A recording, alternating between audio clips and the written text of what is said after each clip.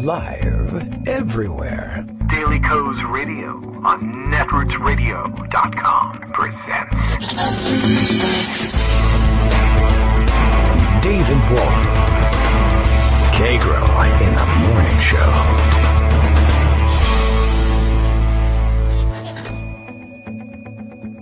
Now, here's David Waldman. Hey, good morning, everybody. How you doing? It is Monday, August 13th, 2018. Time for yet another show. Time for yet another week of insanity. How'd you like the pre-recorded program for Friday? I know I hated to leave you for Friday, but it was important to go to the dentist. By the way, we got nothing done at the dentist. Everything's okay. It's just everything was exactly what we thought it was, and there was really very little we could do about it. And so here we are, back on the show. I wish I had pre-recorded. I wish Omarosa had pre-recorded my show. Maybe I can get her to do that. She's probably looking for something to do now, although I guess, well, she's probably pretty well taken care of. Probably has a huge book advance. I'm not certain.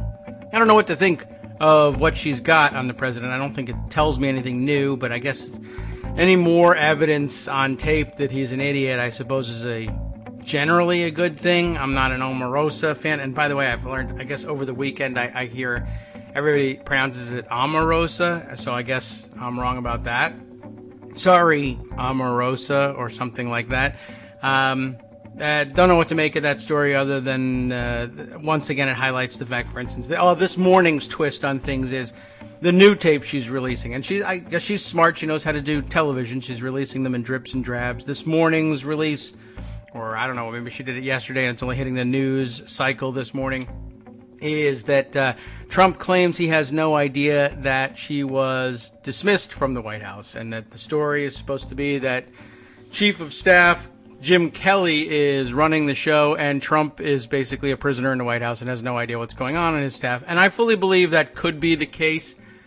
On the other hand, that the story wouldn't get back to him, or he wouldn't be briefed about it. I don't know whether I believe that, but so he's either, of course, an incompetent fool or a total liar. And the track record inside the White House has been the guy whose signature line from his fake TV show, his fake reality TV show, we should stop calling it reality TV, is that, he's such a hard-nosed businessman. He actually delights in delivering the bad news, the ultimate bad news in business. You're fired.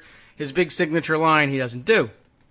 Not that I care for people to do their television catch lines, but, let's see, Reince Priebus was fired this way. Remember, everybody got off of Air Force One, or made, fake walk steps towards the door, and then everybody takes a step, and then Reince steps out and gets in the car, and they all wait, and then he waits, the president waits on Air Force One for somebody else to fire Reince, and then drive him away, and only then will the president even get off the car. He doesn't want to see him. And then this phone call with Omarosa, I guess he either pretends or is, for real about it. I don't know which exactly. Although it makes it, quite honestly, he just sounds like he's doing a terrible job lying. Oh, I can't believe it. Nobody told me. Nah, they don't tell me anything. God damn it. Anyway, not sure exactly what parts to care most about that nothing story, but it's interesting once again that he doesn't do his own firing. He's not the tough guy anybody thought he was. Interesting to watch him when he does think he's being a tough guy, as was the case over the weekend. He had the Bikers for Trump visit him at Bedminster. I'm sure the folks of Bedminster were so happy about that. And Paul Waldman observing yesterday that it's weird. Every time the president, what does he say, encounters one or another of these avatars of masculinity, which I guess is what he was trying to say the bikers were, which perhaps credits them with too much anything, I guess. He does this thing where, to look tough, he purses his lips in this really weird fashion. His face is effed up. Let's be honest about that. And it's just curious, the facial expressions that he thinks look tough. It's kind of weird to explain. What do you mean that's your tough guy face? But between that and the weird pout that he did with those pictures with Melania in the golden piano room, he's got a very strange idea about well, everything in the world. It's just one of those personality quirks. He's socially awkward. He doesn't know what faces to make. What can I tell you? He paints his face orange and gives himself reverse raccoon eyes and says, I did this on purpose because I'm going out in public. I don't think it's ever going to change. So lots of weird stories, lots of weird things happening over the weekend, some considerably more substantial than these, but it always pays to start off the week by reminding you your president is just completely insane and has no one around him that's worth the goddamn thing, and they're supposedly running this country. So we'll catch up with all the other people who are also worthless and doing very little. And I guess we should be glad when they are incapable of getting anything done. But in the meantime, yeah, some tremendous evils are being perpetrated purely because of the fact that people occupy these offices that we feel they're entitled to because, I don't know, the Electoral College said they didn't have the power to do anything about an obvious fakery and made him president. And now they all stand there and do the things that they do, and the press covers it as if, a proper role for the Justice Department is keeping people from voting or denying people justice. Well, they're saying it from this podium, so that must be justice. We'll report that the Justice Department says this thing, even though it's monumental injustice, but on we go because we don't know what else to do. We might as well get to our routine. Greg is here. Let's figure out what other routines have been disrupted, which in business is supposed to be an awesome thing, over the weekend. Good morning, Greg. Hi, good morning. That usually means somebody's fired, right? Yes, well, right. Today, Oma Ama Ima Rosa is what we're talking about. She taped her firing. It doesn't tell me very much, except that they're taping inside the White House, which is bad. Yeah, I mean, a lot of that is, in fact, exactly what you said in regard to, what does it mean? So let's look at some of those stories. What did I say? All right. I'll. Well, for example, we have Omarosa in the Situation Room. Yes. We have the Manafort trial. We have Charlottesville anniversary. We have Chris Collins out in New York 27 for insider trading. A lot of this stuff has happened since I was on the show last. And we have some observations about the coming blue wave in November and local polling, state, and House seats to discuss. So that's what's on my agenda for today. I am willing to discuss those items. Okay. Something else also occurred to me, though, on more of a personal note as I was listening to the show. I am strongly considering retiring from medicine next year. Oh? I'll be 65. Okay, well, that's the time people do things like that. Sometimes people stay in it longer and sometimes they don't. And I'm considering not, it's not firmed up, but, that's certainly on my mind. Okay. And I was listening to your description of the show, just a couple of moments of description of the show, and I was trying to think of an analogy for why a doctor would get out of medicine. Uh-huh. And your show came to mind for me. I'm driving people out of medicine. No. Think of it this way. Remember when you first started the show, it was kind of free form? Yes. And it was a lot of fun, and you got to talk to about whatever you wanted. And then over time, out of necessity, it became a little bit more structured. Yes, I think maybe you could say right? that. You have breaks at certain times. Oh, yes, we had that. For example.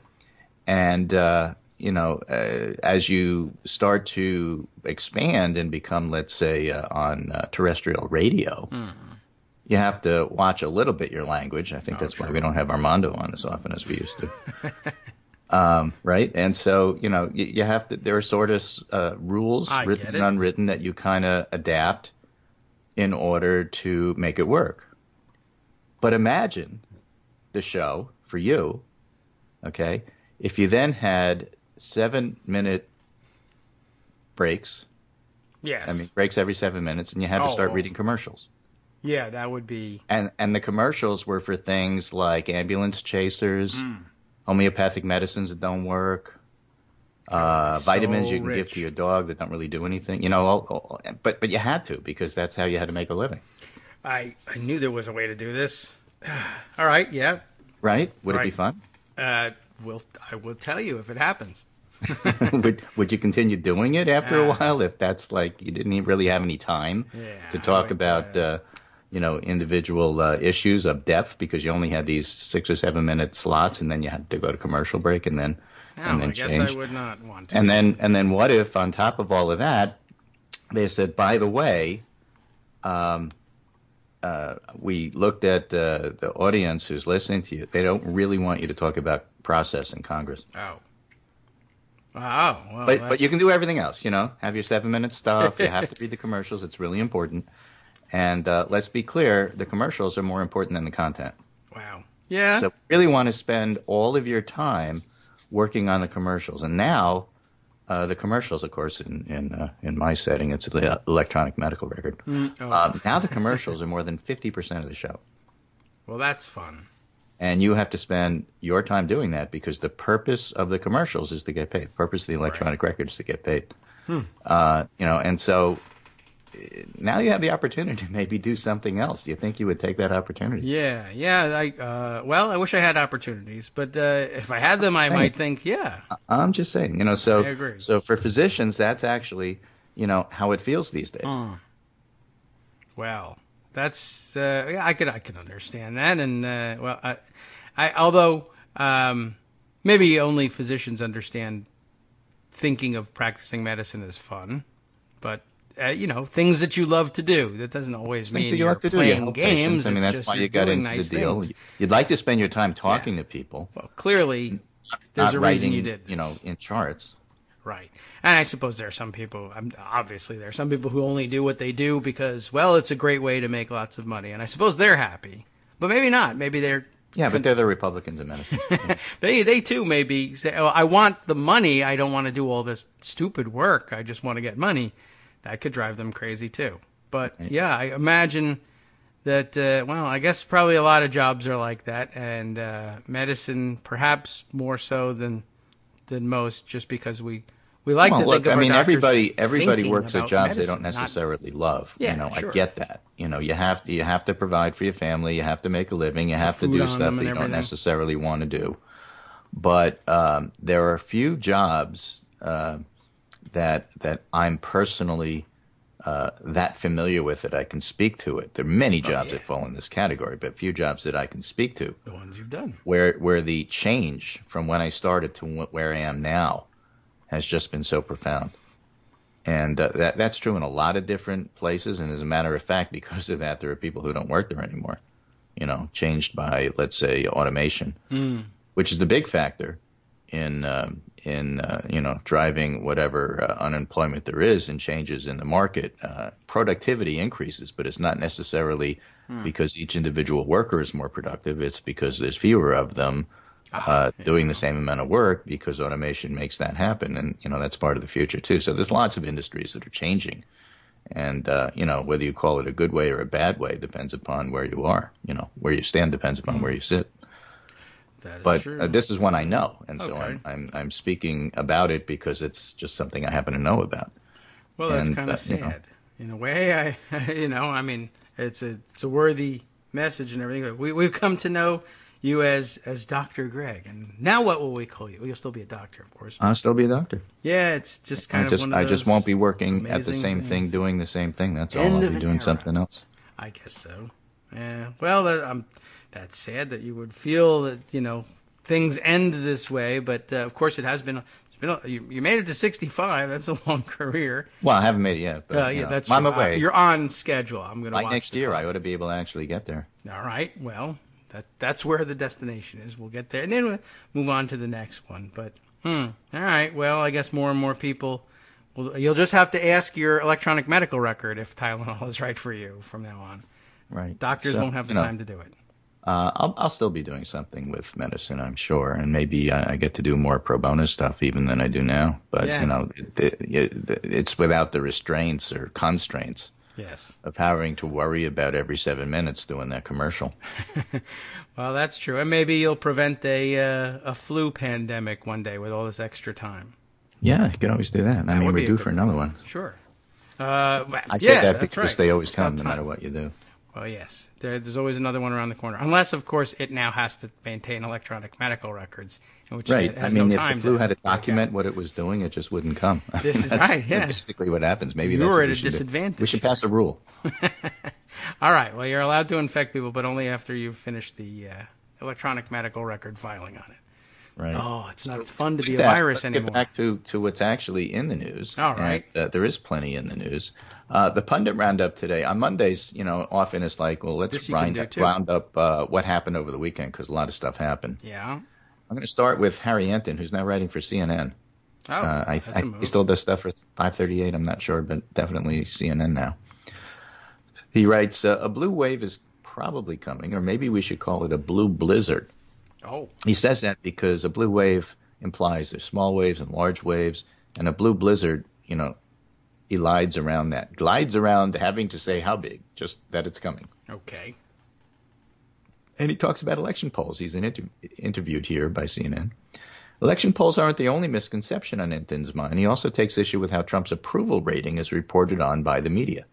This will sound familiar to you because it bugs me too. This is one of the most bizarre things that has occurred in our press over the last 2 years, Enton said. People are reporting Trump's approval rating among the GOP as if it's as important as his approval rating overall. He says the core Republican electorate only makes up about 25% of all voters, and this doesn't indicate how the midterm elections will turn out or reflect the electorate at large. At the end of the discussion, Brian Stelter read questions from his newsletter readers, one of which asked Enton to justify his professional existence. So he retired. What the heck are you doing? Yeah, justify your existence. Stelter clarified, posing the question whether polling helps the public. And we see that a lot. I see that at Daily Kos all the time. I'm sick and tired of polling. Polling screwed us in 2016. Actually, the polling was more or less right on 2016. And what Harry says is the polling can help tell the truth we can throw up against politicians' lies. It's another way of fact-checking. It's another way of investigative journalism, Enton said. There's going to be coverage at campaigns no matter what we do. And polling, I think, helps tell a more accurate story for journalists and therefore helps inform the citizenry better. Okay. And I think that's true. I always think, just because of my professional and blogging lifetime, of the Bush era, the W era, where way past his born-again date, the media was referring to Bush as the popular president, even after his polls had tanked. Right. And it's like, guys, he's in the 30s. Why do you keep calling him popular? Because right after 9/11, he was really popular. But it's not right after 9/11 anymore. Well, that's change. Yeah, it's a good reminder, I guess. Paul Ryan is a serious policy wonk. Why do you say that? He, now it's clear that he has no idea what he's doing. Yeah, but he was one once. No, he wasn't. You said he was, but... Oh, strong leaders, also strong leader. Oh, right, yeah, that too. Hairline, whatever. Something like that.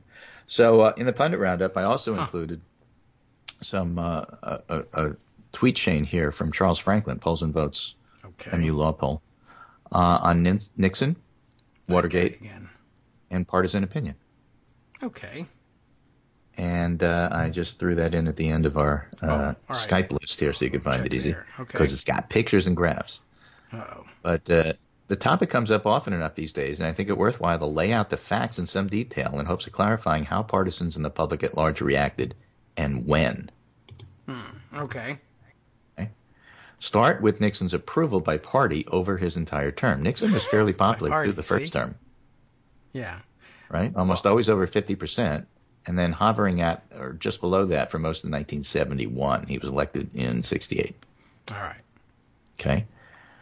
And to modernize, the most striking fact is approval among Democrats is pretty reasonable, pretty strong. High 40s in 69, around 40 in 70, mid-30s in 71, and rising back to the 40s in 1972. Nixon Democrats, they didn't call them, but they could have. Right, but they could have. Compare the opposition party approval since 2005, and that's been about 10%. So it was a different era then. Well, he was doing different things, besides burglarizing Watergate. Among other things, he was promising to end the Vietnam War. Right. That sounds like it would have been popular with Democrats. Yes. Environmental laws that he Yeah, passed. but it's really the Vietnam War that was driving everything there. Okay, fair enough. I know some bikers who know some people who were in the Vietnam War. Right. Look, if you were a Democrat and were opposed to the war, and you had a draft number, Yes, and Nixon promised to end the war, you would be happy about that. you'd be happy. Exactly right. Something that doesn't exist these days. Republican approval held in the low to mid 80s until 1971. And then it was about 90% in the run-up to the 72 election. You know, that sounds familiar, right? I mean, that's where Trump is now with Republicans. Right. Okay. That's what happens. The overlap to parties. between the overall and the independent is fairly common in approval bipartisan. We see that now. If you want to look at, let's say, Trump's approval rating, you can just look at Trump's approval rating among independents. This can be very similar. Okay. Usually, Yes, the Republicans like him, Democrats hate him, and it balances out. Mm-hmm. And then where he is depends upon where the independents are. And by the way, that's the group that wins and loses elections. I'm not saying moderates, I'm saying independents. So currently, independents are a bit below Trump's overall approval. Had Nixon left office on January 9th, 1973, he would have gone out with a very high 67% approval rating in the weight of a landslide re-election and the Paris Peace Accords. That would have Finally, been an unusual so thing. we thought, Vietnam War. Okay. Okay? Yep. But he didn't leave office. In the next 9 months, showed one of the sharpest sustained declines in the history of presidential approval, dropping 4.1 points per month from late January to early October. So he just tanked. That is a from 67 to 30. Okay. All right? And that's the overall story. Almost all the decline in Nixon's approval took place between February and October of 1973, which was a period of continuous damaging news stories about Watergate and a summer of televised Senate hearings. Yes. Okay. By the time the Saturday Massacre came around, Saturday Night Massacre, where he fired the special prosecutor, Nixon's approval had already reached its steady-state low point. So he didn't tank because he fired Archibald Cox. He was already down, and that just kept him down. I see. So the point of all of this, and Franklin goes on to say, the massacre itself and subsequent revelations, including tape transcripts, didn't really change his approval ratings. The shocking Saturday Night Massacre Nixon cited as an unindicted co-conspirator. The release of the tape transcripts that induced expletive deleted to the lexicon barely moved opinion. And that's because people had already decided that, he was bad. So Charles Franklin, points out that approval collapse is really due to the 9 months of bad stories. So when you try to look at it where we are here and where we are now and relate it to the Trump thing, he doesn't do that. But you can draw your own conclusions. You can write your own story here. Either this is proof that when something bad does happen, if he should fire Mueller, that's not the thing that changes opinion. Or you can turn around and say, yeah, but the public doesn't really know a lot about what's going on. Thanks to Fox News, they're essentially shielded from actual information. So when information actually comes out, and it's steady because it's information that you can't ignore. If Mueller comes out with a bad report, if he indicts Don Jr. for the sake of argument, just as a talking point, you can't ignore that. You can't pretend it didn't happen. And if this is a revelation to the public who never expected such a thing because they were conditioned to think of this as a witch hunt, and it turns out there really are witches, then that indeed could have a profound effect on public opinion. And that would probably precede anything that Trump would do. So the parallels are there to an extent. To me, I look at it and say the fact that somebody's approval rating stays high until it drops, is kind of obvious. Again, people are conditioned to W. Right after 9/11, it skyrocketed, and then just almost on a straight line every month just sort of went down. And people became conditioned to think that that's the way it normally looks. It's not. It was artificially elevated by 9/11, and that's not what typically happens. Something like this is what more typically happens. The support stays steady until it collapses, and then you go, oh, my goodness, I didn't see that coming. because everybody knows that nobody ever changes their mind, except they do.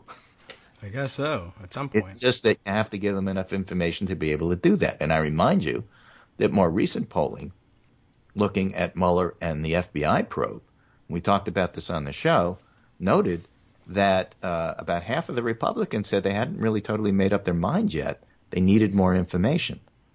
And the rest of them said, well, it's a witch hunt. I've already made up my mind. So the point is that you really have to give people information before you can expect them to have some sort of reasonable conclusion about what to do. And what the Trump administration as a whole has done for the entire time that they are there is hide information from the public. That is what they do. That's probably the only thing they're good at, and they're not terribly good at it because they can't do it forever, and all this stuff comes out eventually. But what they do is hide information. Yes, and information that somehow escapes, they obfuscate.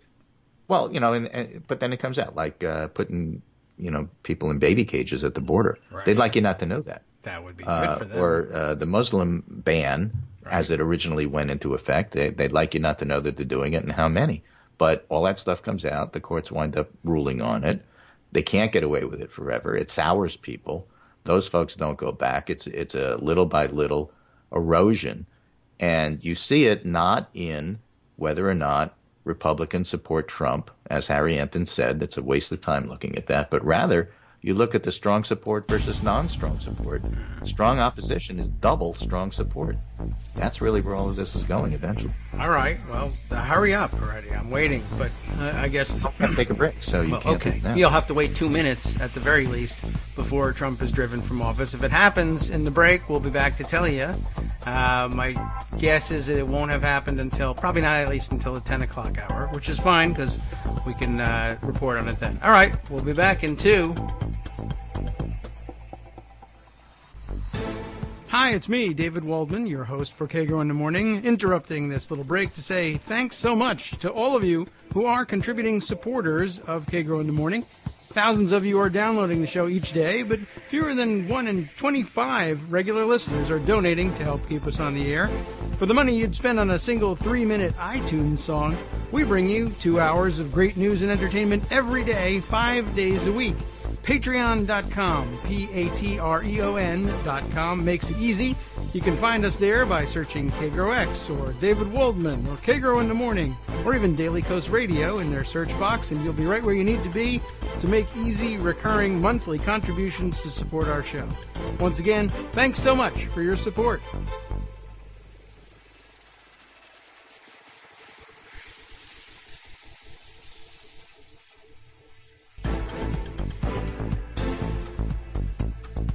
Welcome back now to the Kagro in the Morning Show here on Netroots Radio. By the way, this just out, I guess Donald Trump has just woken up and seen on television that Omarosa, and my pronunciation corrected again, Rebecca says it's Omarosa. Or was it, who said it was Omarosa? Yeah, it was Rebecca. Rebecca Romans, thank you very much. She pronounces it Omarosa. Donald Trump mispronounces it Omarosa. He must have woken up and heard the tape of him saying, oh, I didn't know anything about it. Oh, I wish you hadn't left. This is terrible. And I guess he decided his only option was to tweet out Wacky Omarosa, or as he would say, Omarosa, who got fired 3 times on The Apprentice, now fired for the last time. She never made it, never will. She begged me for a job. You've heard that line before. Tears in her eyes. I said, okay. People in the White House hated her. She was vicious, but not smart. But not smart. That's interesting. Very telling, too. I would rarely see her, but heard, blah, blah, blah, blah. Who knows when he's going to continue this tweet. He sometimes has 20-minute gaps in between, but he left it with an ellipsis. Maybe we'll check in on what other thing. I don't know why he thinks anybody believes this beg me for a job story still. Oh, well, I'll tell you why. Okay. It's because he surrounds himself with people who are completely and totally dependent upon him. That's true. And that's how and why, because, people like Michael Cohen and Omarosa can't otherwise make it. And so they're completely dependent on him, but not loyal. And so it makes him feel like he's the superstar because look at all these people who look up to me. I hired them for that purpose. I hired them to love me. Well, that must be the answer to this. The first comment in response to his tweet is somebody who says, him saying, well, she got fired 3 times on The Apprentice and now for the final time, which, of course, this person observes, bro, you hired her 4 times. Right, exactly. There's no other way every around it. comment about Omarosa, yes. the answer is, why did you hire her? Yeah. I mean, that's the and so part that makes I have it a couple of impossible tweets to here enjoy on the that. story. I had a pundit roundup which kind of summarized the situation. Okay. Robert McGuire here tweeting, this is crazy. Omarosa secretly recorded Chief of Staff John Kelly in the Situation Room. I read that and I really thought about Dr. Strangelove. Right, George C. Scott saying, he's taking pictures of the big board and then tackles the Russian ambassador. And Peter Sellers, as president, says, gentlemen, you can't fight in here. It's the war room. Please. Protocol.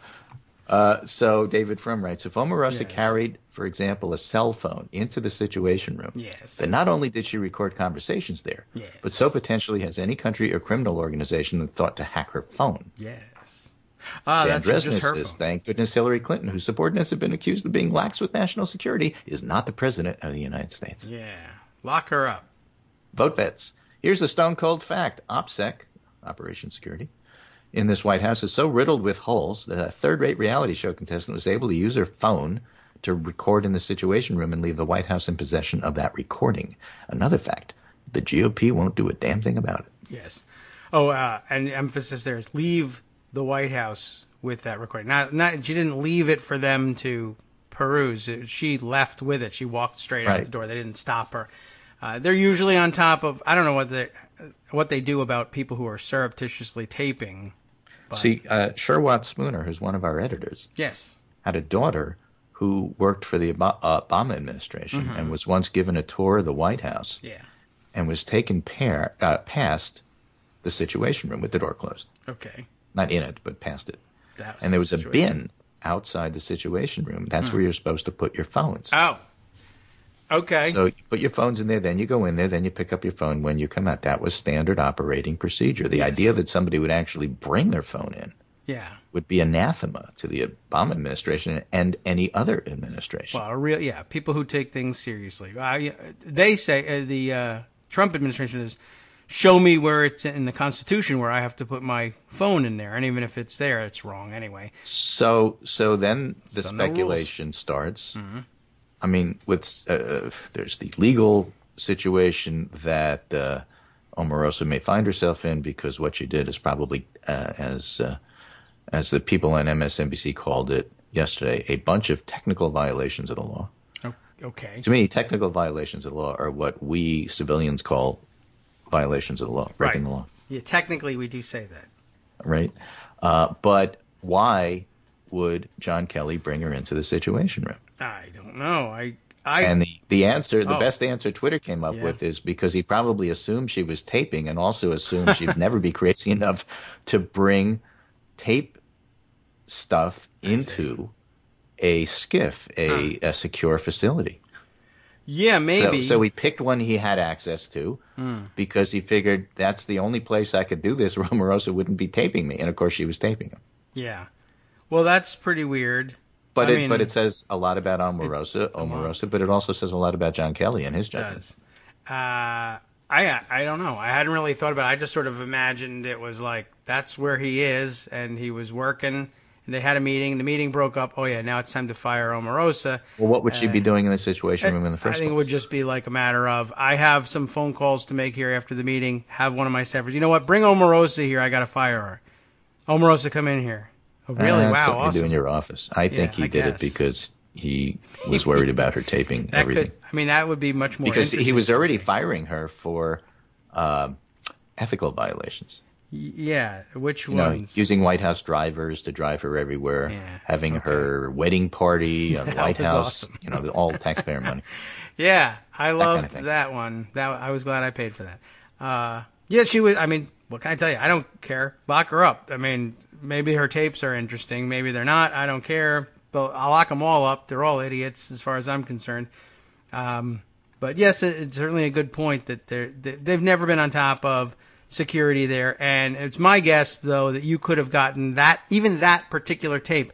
I think there are probably multiple sources for that tape, and only some of them are American to begin with anyway. That Omarosa was the first to market is great for her book, but I'm sure everybody else knows that and has it on tape anyway. And that might have come from her phone, might have come from things that Sergei Kislyak left behind when he came in on his own for a tour of the White House. I don't know. Right. So again, what's on the tape is pretty tame. That's not the point, really. Stupid tape. It's the fact that it was taped, the fact that she was in the Situation Room, the fact that Kelly allowed this to happen, and that he hasn't resigned in disgrace. He's a general. Well, there's a lot of things he could have resigned disgrace over, but this is just the whole thing is just astounding. Yes, but man, USA. Military. USA, okay. Space Other Force, astounding all things. the way. So Trump's strongest and first supporter in Congress, Chris Collins, was forced to resign over the weekend, and that's because he was caught out in insider trading stuff. Yes, or as he calls it, trading. Making a living. Right. And so the interesting thing is what happens now. Okay, because he's on the ballot. Oh. And in New York, you can't get off the ballot. I know that ballots are tough things in New York, certainly. A lot of problems with that. Right. He has to run for something else, but then he'd kick somebody else off to do that. So Representative Collins' name will remain on the ballot in the November midterm election in New York 27 unless challenged in court, which is possible. Mm-hmm. But that doesn't mean that he gets his name off the ballot. But the Democrat who's running, who is a fellow named McMurray, Nate McMurray, who's a Grand Island town supervisor, has already called for Collins not just to not run, but also to resign, which Collins hasn't done. Yes, and, of course, no GOP has asked him to do so. And he has been campaigning since January, and in that district, his name is fairly well known. So to pull out somebody at the very last minute, even if Collins' name could come off the ballot, and then have this unknown beat somebody who's been running for elections since January and is known to the district and campaigning on corruption, or will if he hasn't already, it is an interesting concept. But it's like I don't have the numbers in front of me, but it's like a Trump plus 27 district. So whoever the Republican would in a normal situation would be pretty strong. But now I don't think you can rate it as anything more than likely Republican. I guess. That's about the strongest you can do it. And so imagine the scenario where Collins isn't running, but his name is on the ballot because you can't take it off. Right. And he wins. Oh. I hadn't imagined right? that. So voters could elect him even though his campaign is suspended. Yes. Then he'd probably have to resign, and then they'd do a special election. Maybe. Because I don't think Congress would seat him. That's how it works, right? I mean, so if he's elected, Congress can say, no, you can't. They can say that. I don't know what they would. In this setting, if he's on trial, they might actually go that far. They might. You would think. Because why else would he not be running? He said he was going to run, defy the odds, I'm innocent, and then all of a sudden he changed his mind and said he's not running. That only could be from party pressure. I'm resigning because I'm going to. I have to spend more time with my family, who's also going to be in jail, so I want to be with them. Maybe. Or I would, you could send me papers in jail. And in this case, I could work they there. will be in jail because it's insider trading, and he gave all the information to his son. Right, he'll spend more time with his family, all right, in prison. In jail. Yeah, well, that's where they're going. He should go too. He could just take an extended leave of absence. They could grant him that. So what would happen with that? If he wins and then he takes an extended leave of absence, what does that mean? What does Congress do? Do they have to seat him? No, they don't have to. They also don't have to do anything. A Republican majority Congress that's completely crazy and stays completely crazy. Well, won't be a Republican majority Congress. Yeah, well, if it's not, then, we all get candy and pizza for free. I hope it isn't. It's not supposed to be. So let's say, for the sake of argument, it's a Democratic Congress. All right. Well, he wins. What happens? They would. I guess they would, at best, his best hope is they would refer his case to the House Administration Committee, and they would have hearings. What do you think we should do? And they would say, well, he's in jail. We should not seat him and declare a vacancy. All right, and I'd send that resolution to the floor. They would.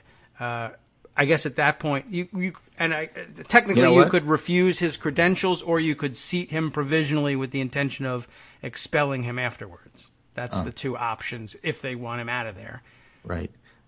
So when I think about this whole thing, Nancy Pelosi may well not be Speaker. There may be enough people who want a new generation that she is only Speaker for a while, or she turns out not to be Speaker at all. Or she doesn't say very many things when she's speaking. But speak very little. Yeah. When I think of Nancy Pelosi as Speaker, I think of something like this coming to her desk and her saying, you know what, I got this. There's three options. I already know what they are. Yes, that's true. And that's one of the advantages of, somebody who's actually experienced. But I guess on the other hand, if you're worried about that, and it's a brand new person who has no idea, the parliamentarians will tell them. Yeah. So roll call says Grand Island Town Supervisor Nate McMurray, the Democrat challenging Collins, has said he's seen a boost in fundraising since the news broke, and McMurray could be better known than another Republican candidate, given he's been campaigning through the expansive district since launching his bid in January. So that's something that's worthwhile watching. It's all part of how do waves happen, because individual things all seem to happen like this. Lightning because strikes. Don't forget, Collins may have given advice to other Republicans who it may involve 5 or 6 of his colleagues. Yes. Certainly involves Tom Price. We talked about that last week. Brett Kavanaugh, I believe. So we will find out later on. But my solution for the people the Republicans up in Buffalo, Ron Estes is available. Well, so's the other Ron Estes. And also, obviously, the other solution is find another Chris Collins. There's probably another one in the district. Harold Ford Jr. might run for you guys. I don't know. Yeah, he'll run for anybody. But they could just find another person. I mean, really, literally, just find another Chris Collins. I'd just do that from the bigot party. I forget.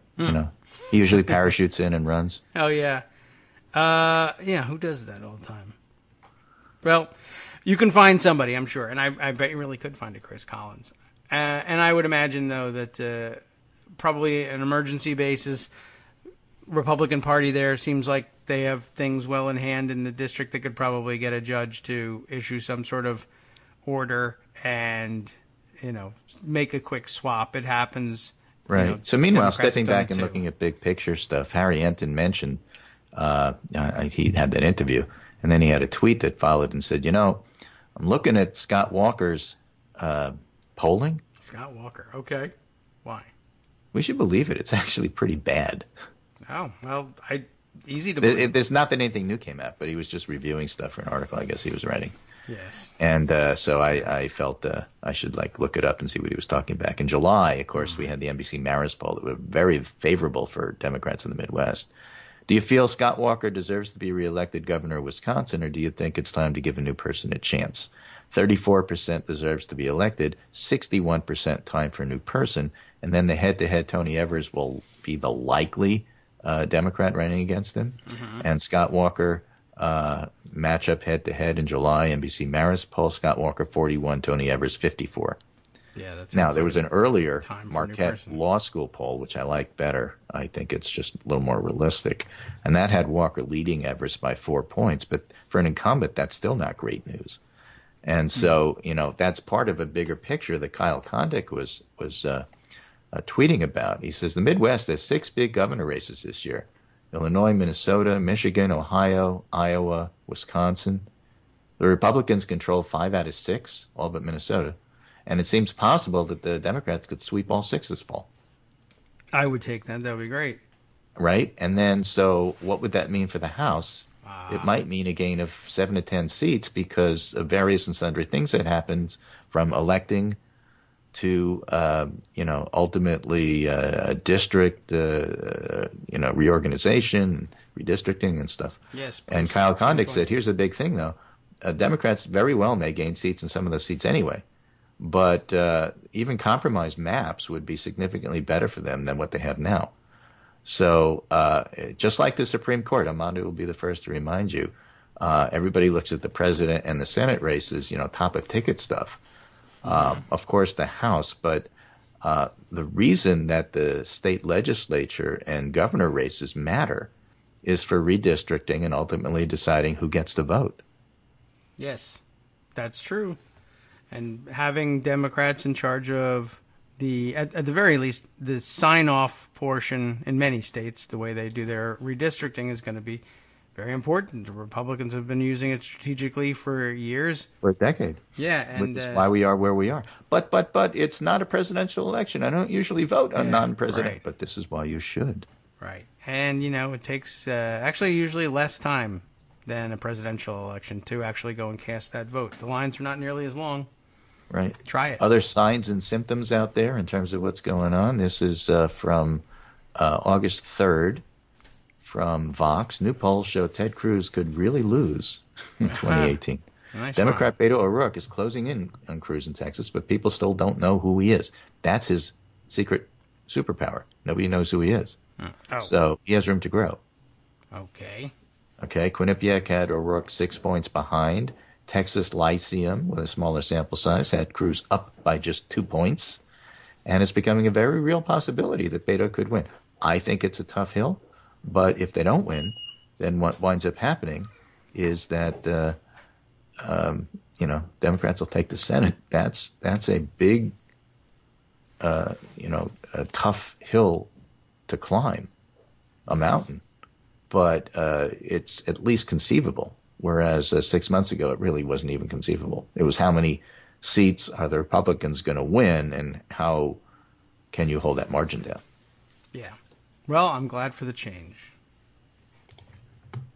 All right, and before we finish, I have to mention what's going on with Charlottesville and the anniversary thereof, and of course Laura Ingraham and her move to full-out fascism. David Newart, who tracks these things for Southern Poverty Law Center, but was tracking it way before then, has a nice tweet storm there. As always, Kevin Cruz, who's a historian, has done a superb job limiting the historical resonances of Laura Ingraham's recent remarks that because of immigration, the America we know and love doesn't exist anymore. Yeah. And that would be, kind of a bad thing. So what do we have here on it? Oh, it's one of those situations on Twitter. If you click on it, the whole thing disappears. I have. Luckily, I put it aside somewhere else here. Well, you sent it to me in Skype, so there's always that.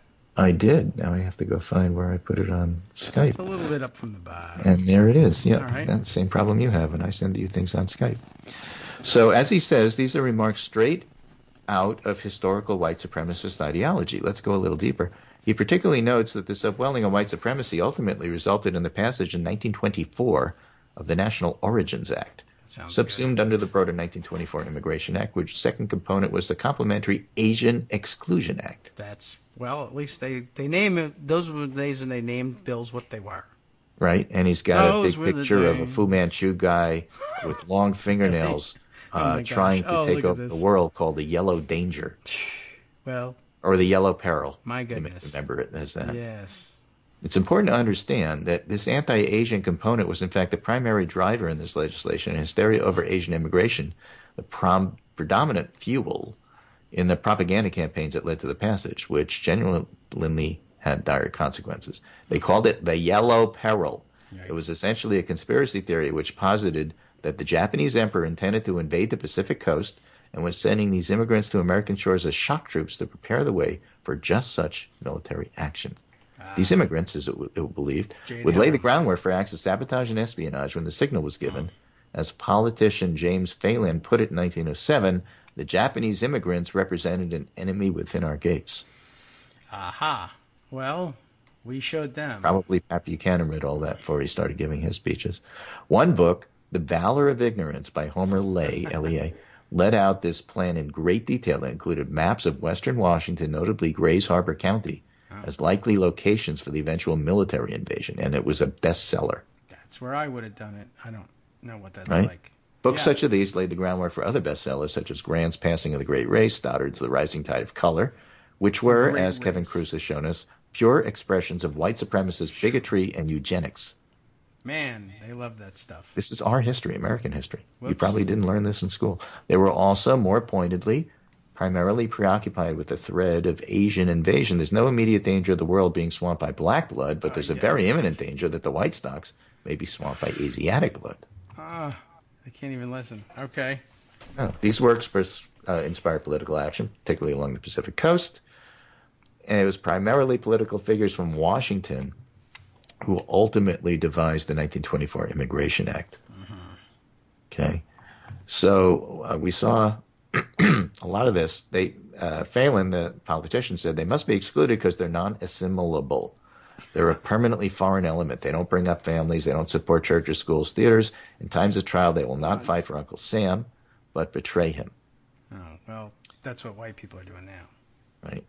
So note the language. The common conception here was that Asian people were quite literally aliens, separate species, and they would never assimilate.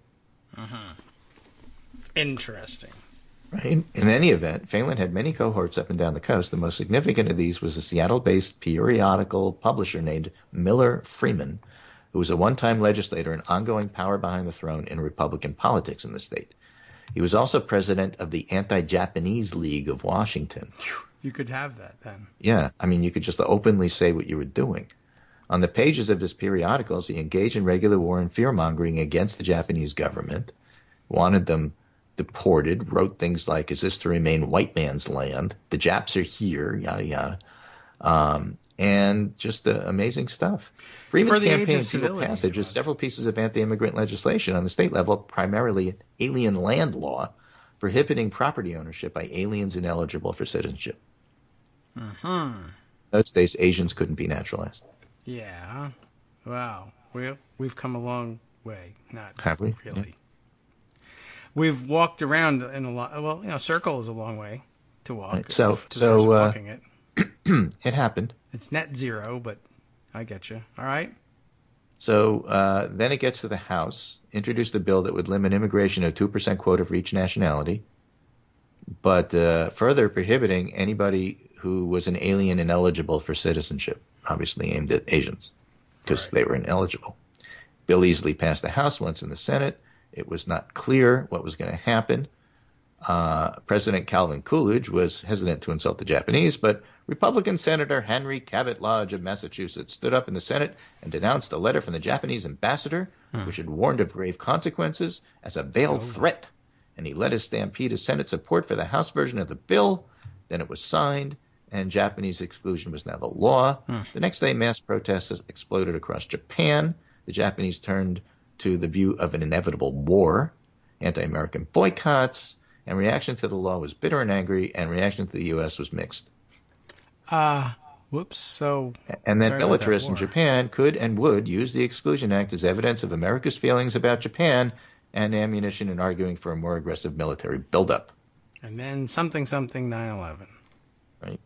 And Pearl S. Buck, who lived in Japan at the time, observed that the bill's passage also tolled the death knell for what was then a nascent pro-democracy movement among moderates and assured the ascendancy of the militants. And then, of course, World War II. So what you do and what you enact has consequences. Yes. And can come back to bite you later. And this is why we need to return to the age of civility, like the 1910, 20, 30s, 40s, 50s, when people were civil and had anti-Japanese leagues and wrote books like this and caused World War II. Right. So he ends with, obviously such bigotry was alive and well at the turn of the 20th century, and it's now alive and well again, manifested by people like Ingram and her millions of like-minded conservatives. So, yeah, that part of America is still intact. She has nothing to worry about. What the rest of us need to contemplate is how America has changed for the worse by not only permitting white nationalists and proto-fascists to spread and promote their toxic hatred of anybody who isn't white, but giving them a spot on cable TV. Yeah. So there's another boycott going on. Okay, we're doing great. Right. And so, yeah, only about half a dozen, well, that's an exaggeration, about a dozen to 2 dozen white nationalists actually showed up in D.C. for their counter protest, their anniversary white supremacy march, way outnumbered by counter protesters and the police. Yes. But, you know, the reason that march was so small is because a year's worth of condemnation by everybody else, and that's why all the stuff we say matters. Yes. No, they're not going away. Yes, they can be reduced to pitiful numbers, as somebody said. My bridal shower had more people in that. Right. But, you know, the reason it's so small is strictly because people protested and spoke up. So you cannot stay silent when stuff like this happens. And that's my sermon for today. Okay, well, I'm that's done. a good way Your to show. end it. It was kind of I'm sure a huge disappointment to them, but great success from my point of view. That's been a sentiment that's been echoed all around the Are you talking about the march or my segment? all of it, plus the anti-Japanese league that we propose restarting to make. Who knew? You got to know where you're coming from to know where you got. Yeah, it's amazing to be. You said, and you're quite right, obviously, that we weren't taught that history in high school, and it's one of those things that I don't know whether it would have been a good idea or not. Like, I'm afraid to leave it out, obviously, and just let people know this is where we're coming from. This is a long history. This is nothing new. On the other hand, I can imagine teaching this in high school, and occasionally you're going to get a student like Stephen Miller who says, "Oh, this is what I should be doing with my life." Right. And goes ahead and does it. And whose fault is it? You stupid public school teachers, you did this.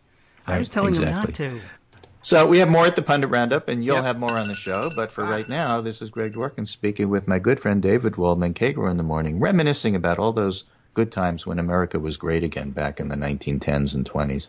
Take care, and I'll talk to you on Wednesday. All right, very good. Thanks, Greg, and we'll look forward to that. Thank you again. Got a primary coming up tomorrow for me. I have to go out and vote. All these Tuesdays. Got to stop the Tuesdays. Yeah. All right. Well, good. We'll figure out what happens. See what we can do. All right. Take care. Thank you. You do the same. I will investigate the mystery of, as soon as I hit the music here, of why my 9:27 alarm is successfully silenced when I turn the volume on my phone down all the way before the show begins and flip the switch to silent. But the 10:58 alarm goes off full blast nonetheless. I have not changed any of the settings, but maybe it's just my phone is dying. We'll investigate that during the break, fix it in 1 minute, and cross our fingers and hope it worked. We'll be right back.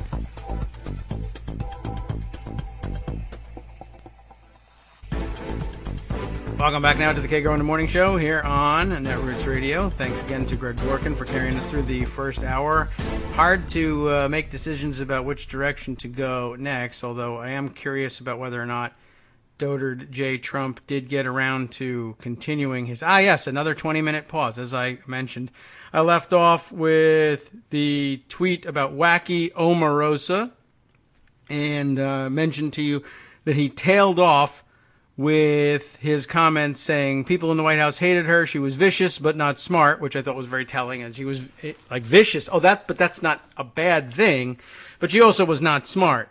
You see, so now in combination, that's bad. I would rarely see her but heard, and then trailing off with an ellipses, although a 4-period ellipses, which would indicate normally in grammatical terms, in punctuation, that was the end of the thought, but a 3-period ellipsis, I guess, is supposed to continue. But it took him, looks like, about 23 minutes to get around to continuing the thought, which continues this way. I would rarely see her, but heard really bad things, nasty to people, and would constantly miss meetings and work, which is what we were hearing about Omarosa, too, except we thought, what does he care? He knows her very well, and what was she likely to be doing in the White House anyway? She really didn't have any particular qualifications for it. Neither did the president, neither did anybody he had surrounded himself with, so I guess par for the course. But I don't think the public had any great expectations of Omarosa when she joined the White House. And yeah, we did hear these things. And there's lots of stories. It's really been interesting. Now, when she's releasing the tapes, the knives are out for her, and there's lots of reports, although they're very interesting in that they're anonymously sourced reports of White House officials saying that they really loathed her and that they were afraid of her, which I don't really know how to take, but a lot of people are saying, she was intimidating and frightening because she was a black woman, and this is racism. And I mean, I'm sure it is racism. Everything they did was racism. I don't really know whether they really felt that way or they were instructed to say they felt that way, but one way or the other, obviously, they're clearly trying to play on the fears, I think, that Trump supporters have about black people in general. So sure, why not? Anyway, I guess it corroborates, with the stories anyway, is all I'm saying. It's like they colluded on their stories, what they were going to say after this. So let's see. Nasty to people and would constantly miss meetings and work. When General Kelly came on board, he told me she was a loser and nothing but problems. I told him to try working it out if possible, because she only said great things about me until she got fired. Which do you want to unpack that? I hear she's nasty to people, she's vicious, she's not smart, she would miss work constantly miss meetings. The chief of staff says she's a loser and nothing but problems. What did I say? I said, try to work it out, because she says great things about me. She misses work, she doesn't do anything, she's a problem, she stabs people in the back. I said, work it out. Because have you heard the great things that she says about me? This is the problem with the president, in addition to everything else. But I know you know that, but I feel like it needs to be said. He's so very dumb. It's sad. All right. I guess you're probably all on top of that story. I don't even know what to linger on it. It's just amazing. Once again, here we are, and I feel like I miss out in the morning. If I don't comment on it, if I can't do it on Twitter, I feel like I got to do it somewhere else. Listen, I have to tell you that this is just beyond the pale. I am distracted. You probably hear it in my voice. I cannot figure out what I have yet to watch the show, and I'll be admonished for watching the show because, as I mentioned in one of the previous programs, our friend Chief Beef Loco pointing out quite correctly, Sacha Baron Cohen, widely hailed as a comedic genius, in fact, true, trades in ethnic stereotyping and racism. It was his stock and trade. It's how he got famous, and you're not supposed to feel good about that. You shouldn't. And it's one of those situations where I laughed and it was funny, and then you realize, oh my God, I did the wrong thing here in acknowledging it at all. And in watching this thing, I didn't know, and then it was the thing, and then I don't know how to feel about it because reasons. And at bottom, what he's doing there is wrong. Now, the work he's doing now, I don't know whether it's any different or better or anything, but it's certainly been revealing. This new show, from what I hear about it, what is it? Who is America? Is that what it is?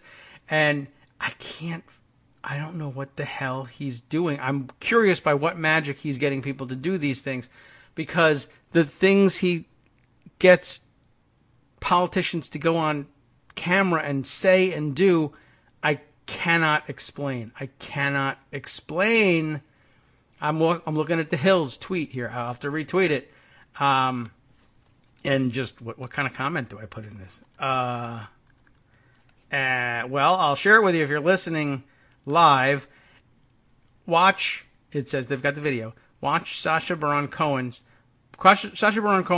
tricks pro-gun group leader into putting sex toy in his mouth. Now, that could be anything, but you know what makes for good video among the range of sex toys available or imaginable. And there are, of course, ways to present such sex toys which might, I don't know, in some contexts might not necessarily be taken to mean what others might take it to mean. But then again, there are other ways of presenting such items that leave very little room for error, let us say. And this would be one of them. If you had, say, okay, again, the range of sex toys. How do I do this in radio? You could just say clinically speaking, but this is so much more fun. The range of sex toys available, right? Okay. You don't have to be imaginative. This is not a weird or esoteric one. Like, I don't know, that, you would have had to see maybe a catalog of items to know and understand or to conceptualize. This is like straight up the first one or two that comes to mind, let's say. And let us say further, if you're having difficulty guessing exactly which one because your sophistication with these things is such that, hey, I mean, it could be anything still. This would be one that could be, say, mounted with straps. Okay? And it is. And it's mounted right where it belongs, if it belongs anywhere. And this person has to, in order to put it in his mouth, has got to get right where this thing, there's no mistaking what you're doing. I can't understand how this could be done, except that the magic of Sacha Baron Cohen, I guess, is that he's giving people somehow license to reveal themselves, and they just do. And I don't know, they've spent the rest of their lives hiding it, but here they just don't. I don't know what to say. So, is there value enough in that to watch the show? I don't know. I guess you should make your own call, even though I'm sure that Chief Beef Loco would prefer that I tell you, no, listen, the truth is that you should not be watching it and you should not be patronizing him. I feel like there's something there to view, I guess. I don't know. I'm going to give up on this. Brian Monroe, thank you very much for saying this is a good way to tiptoe through that one. It makes it so much fun. I could have told you, I think, straight up what was going on here, but it's more interesting to try to think of a way to tease this through. Isn't it the teasing everyone enjoys the most? I don't really know why I'm talking about this anymore. All right, let's see. Other fantastic things here. D. Gordon Liddy commenting, our accountant is terrible and keeps screwing up our return, but I caution my family, try to stick with him because he tells me I'm handsome. And that's easy to imagine. All right, and Thelonious, thank you for helping us out with our faulty memories. The weirdo Republican who parachutes in to run for any office when the Republicans can't find anybody else is Alan Keyes, and I believe that's exactly the guy that I'm not sure that's who Greg was thinking of, but that's who I had in mind, and I think that fills in the blank rightly on that one. All right, where to go next? I don't know. I mean, so many possibilities. Let's see, what other did I have other things open? Oh, I wanted to report that Brad Heath is tweeting this one, the investigative reporter for USA Today covering law and justice, which is an interesting place to have an investigative reporter. That's good. A fourth federal judge, he tells us, this time one appointed by President Trump. So there's not a lot of those.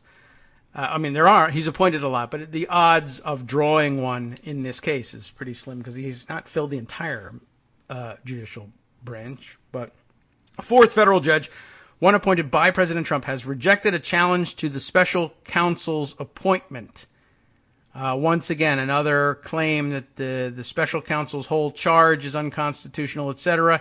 But no, says Judge Dabney L. Friedrich, who is apparently a Trump appointee. Let's see. Here's Judge Friedrich's decision from the Twitter account big_cases. That is a real-time update on the latest filings and major cases in U.S. District Courts and U.S. Supreme Court, run by Brad Heath, so plugging his own stuff there, well worth doing. New filing. The case was United States... What? What is this? Here's Frederick's decision from Big Cases, hopefully back to working better than it was last week. Big Cases bought new filing in United States v. Concord Management and Consulting.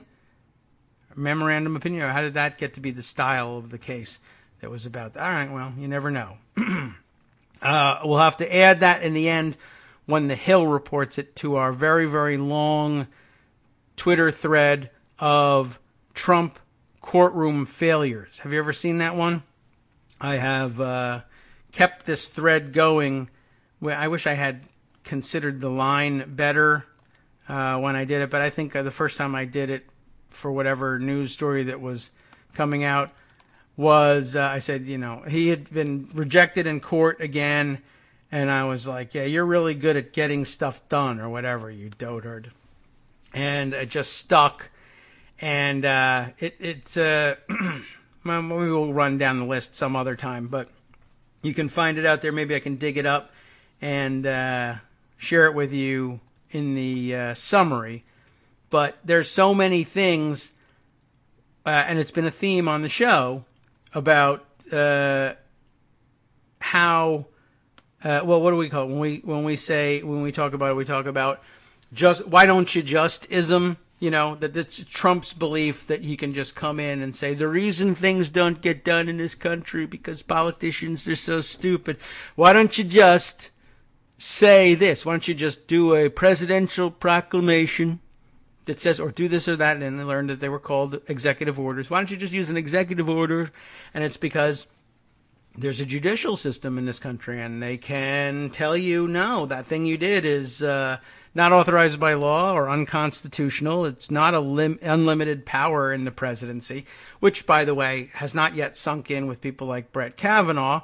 And one of the big dangers is, it's a long, long list of things that Trump has proposed, and maybe now I ought to even try and find it. See if I can dig it up this time.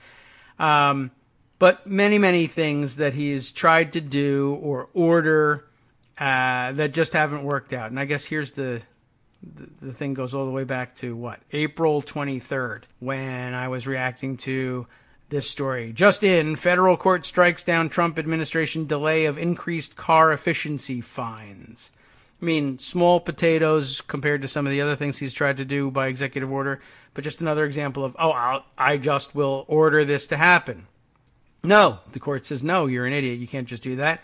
Next one, just in, federal judge rejects Trump excuse for ending DACA, orders him to continue program. Judge rejects immunity claim, Trump immunity claim, orders him to face lawsuit from sexual misconduct accuser. Judge rejects Trump's bid to block access to Cohen materials seized during FBI raid. Judge rejects Trump's effort to dismiss emoluments clause lawsuit. Breaking, Nevada judge rejects Trump lawsuit on voting records. Breaking, federal judge blocks Trump repeal of Obama birth control mandate. Just in, federal judge blocks Trump from transferring U.S. citizen held as enemy combatant to Saudi Arabia against his will. Breaking, federal judge blocks Trump from stopping undocumented immigrants from getting abortions. Just in, federal judge blocks Trump order withholding federal funding from sanctuary cities. Judge dismisses Melania Trump's $150 million lawsuit against the Daily Mail. New York City judge rules against Donald Trump's company, says New York City building called Trump Place has the right to take down its signs. Federal judge rules Trump blocking people on Twitter is unconstitutional. And just this weekend we found out that that was the case, and then he just didn't unblock the people. Psh, what are they going to do, arrest me? I'm immune from everything. So that's another twist. Ex-Trump advisor saying Trump order ending immigrant family separation policy will be quickly struck down in court. Federal judge rules Trump must give migrants seeking asylum individualized parole hearings. Appeals court rules it's unconstitutional for Trump to withhold funding from sanctuary cities. Again, that was the appeals court. After losing, he appealed. And he lost on appeal, no surprise. And then finally, federal judge says Trump must fully restore DACA. That was the last time I sent one out on August 4th, and now we've got another one to add to this. You can see what we're getting at here. It's been a long, long list of failures for the why don't you just-ism administration, if you can call it an administration. All right, I didn't plan to go there. But as I said, these are things that I opened up, put aside for a possible discussion. And let's see. I mean, I don't even know where to go with this. Should we go more Omarosa stuff? Josh Marshall was talking about this earlier this morning, too. Let's see. He's saying WTAF, what the actual F, is this? White House staffers backgrounding to D.C. reporters that they were terrified of Omarosa because she was a physically intimidating black woman. They were, quote, paralyzed by fear.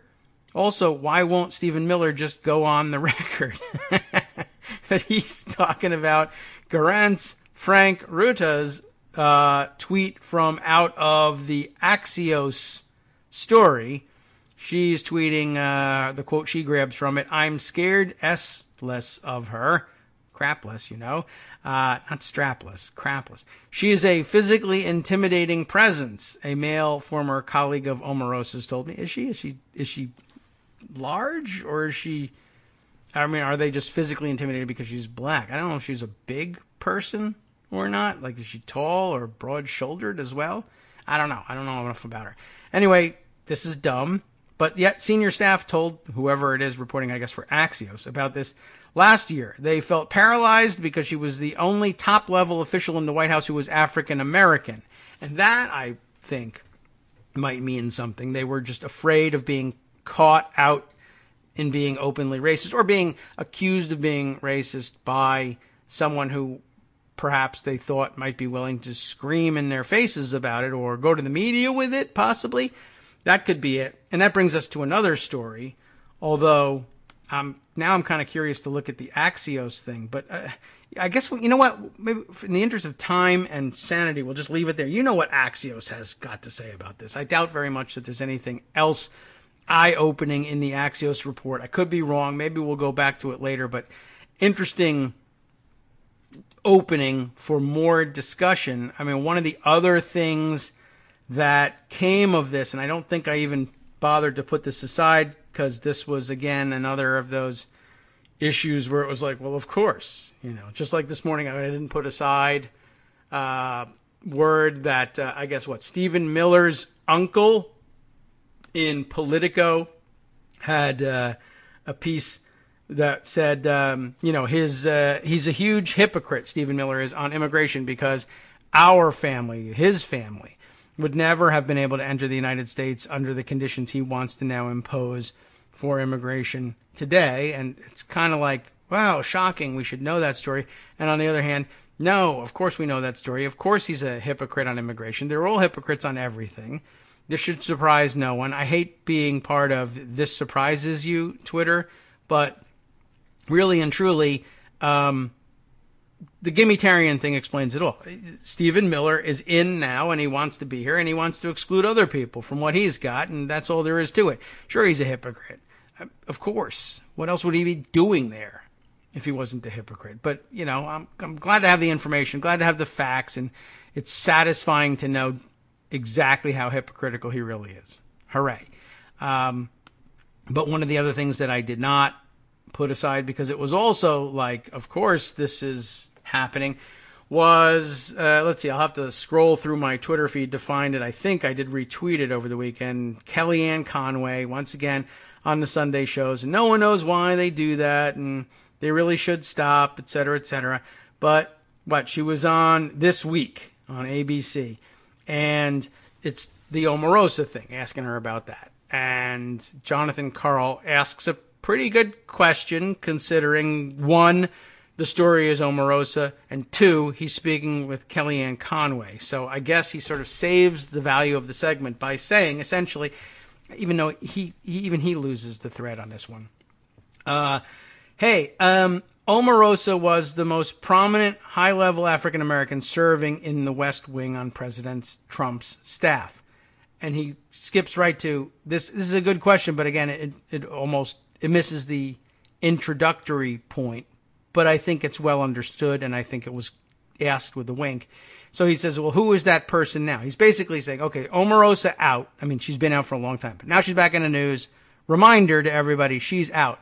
She was the most prominent high-level African-American advisor to President, quote-unquote, President Trump, which by itself is a story because she didn't do anything in particular, and he didn't trust her in any particular way and didn't use her to any end, and she didn't appear interested in doing any work at the White House either. So all of this is bad stuff. Your highest ranking African-American advisor has no interest in helping you do anything, whether it's about other African Americans or not.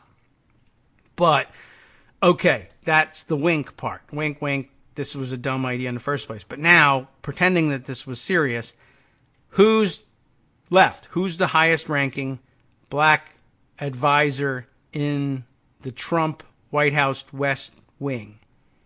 And Kellyanne Conway cannot answer that because she can't, there isn't anybody.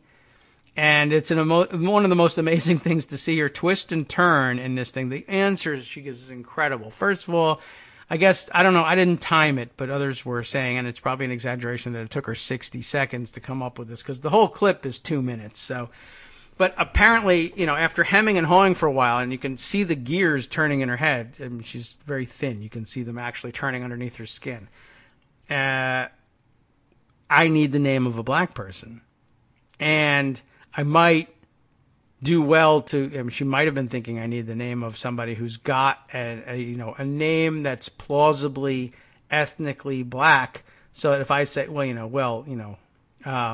Bill Jones, because no one knows who Bill Jones is, because there really aren't, and this is the whole point, there's no prominent African Americans working in the Trump White House, West Wing or otherwise, in jobs for which they would be well known by the public. So, okay. So, and maybe that the only one she can think of happens to have a name that she thinks sounds black. She puts, it's the way she puts it.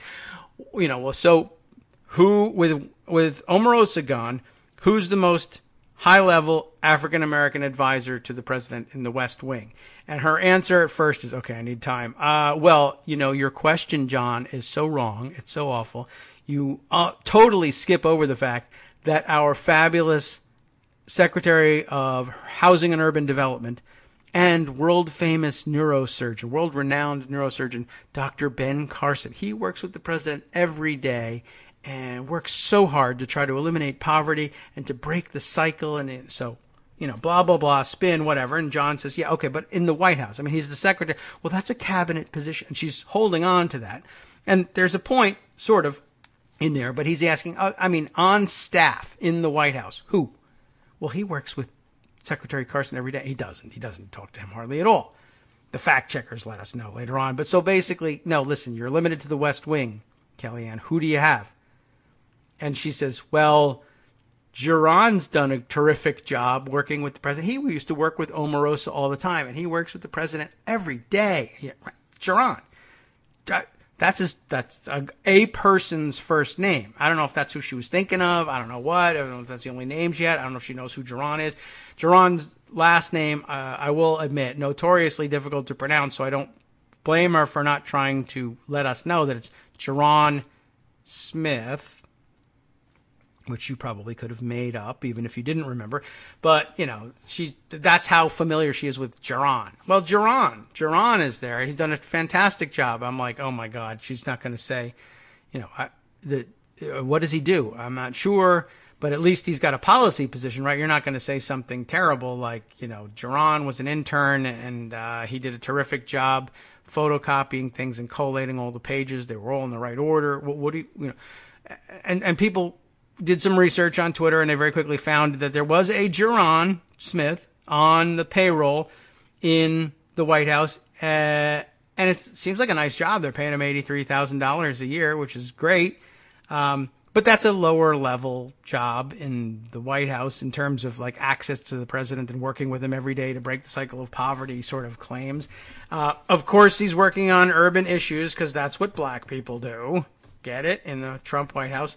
Oh, you're black. I got a thing for you. Urban something or other. You're Mr. President, I'm a neurosurgeon. I know, but you're a black one. So housing and urban development. How's that? Health and Human Services. Surgeon General. I'm a surgeon. Yeah. Urban. Okay.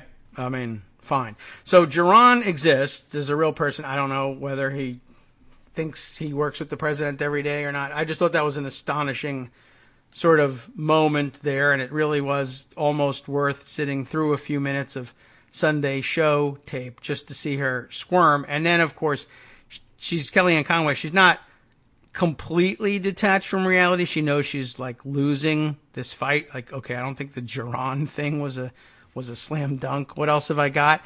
And the answer is nothing, because the way she's really amazingly skilled in a way. The segment that the clip anyway ends with her attempting to turn this on its head and to, John Carl, you're the real racist here because Korean War. How so? Yeah, she ends the segment like, you're not really interested in this, and you're just covering it for the shock value or whatever. Just like you only gave, I think she claims, 24 seconds of worth of coverage to when our fabulous, fantastical. Why is my music not playing? What did I figure out was the problem last time the music wasn't playing? And I don't think I figured it out until after the show. Why would this? There we go. All right, well, at least we got some music. Here are a couple of buttons. But yeah, you only gave 24 seconds to our fabulous vice president when he greeted the remains being returned from North Korea of our fallen veterans from the Korean War. How did that even get into the discussion? That's Kellyanne for you. Don't put her on TV. Hi, everybody. It's me, David. Let's change things up from the old fundraising pitch for just a minute and talk instead about how you can be a part of our show. If you've got a smartphone or any other electronic recording device, why not sit down and record a segment for us? Read us an important article and give us your take. Read one of your own original essays, or even just give us your commentary on something you'd like to share that's important to you. Then send the file to me at kagrox@gmail.com, and I'll try and work it into the show. Short segments, a few minutes in length, are easiest to fit in. And of course, I can't always guarantee that I'll be able to play everything, but if you've ever shouted at your radio or TV about something you wish was being covered, here's your chance to change that. Make the show your own. Send your submissions to me at kagrox@gmail.com.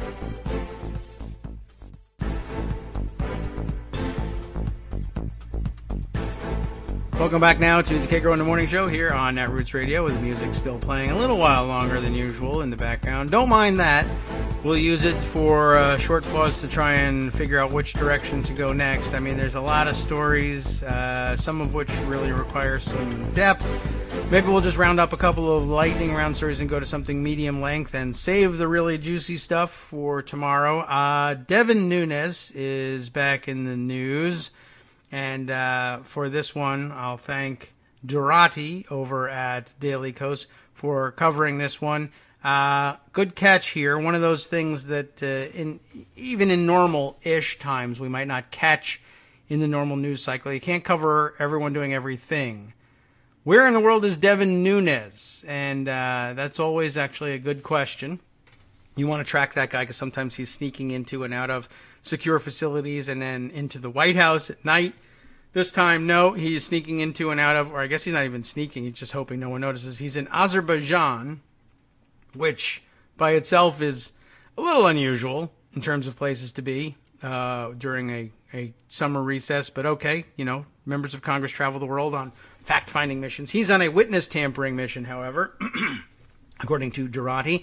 And I tend to believe that because he's just that kind of a guy. Let's see if I can get a better view of the story here this way, from the traditional view rather than the mobile view, and catch up on what he's doing and why anyone would think it's witness tampering. So, Durati begins.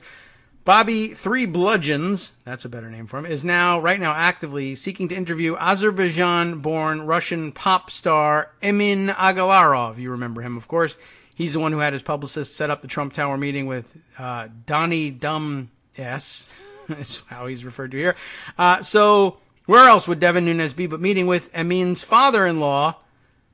And you forgot about the father-in-law. The father is a powerful pirate/mob figure in Putin's Russia, but his father-in-law is the what in Azerbaijan? What do you think? He's the president of Azerbaijan, Ilham Aliyev.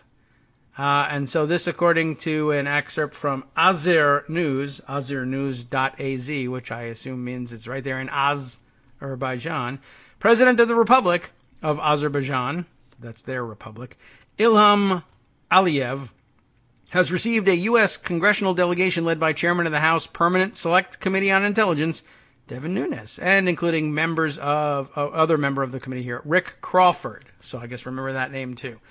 The successful development of the bilateral relations between the Republic of Azerbaijan and the United States of America in political, economic, energy, and security areas was stressed at the meeting. A message from our president: let's do a bilateral.